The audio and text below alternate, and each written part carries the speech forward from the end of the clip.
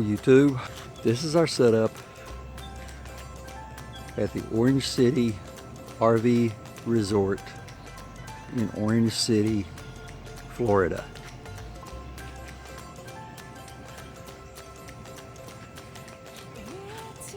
So as you can see, it's a really quiet, sedate place. More of a retirement village type setup for snowbirds. All right, here is our camping facilities here. So Kathy and I have spent the morning with a nice enjoyable swim, listening to early 80s music and swimming up and down the length of this beautiful pristine swimming pool at the RV park.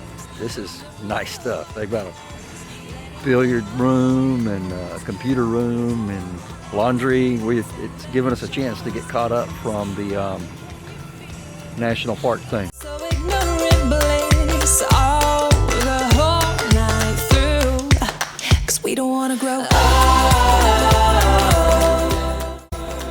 We just want to be young. Play and make believe, come and rescue me. Feel the sun on my skin and scream. We don't want to. Your side. That is actually a picture of the photo finish of the 1959 Daytona 500. That is the inaugural 500. Now there's a little story that goes with this. When the race ended that day, you have to look back in 1959.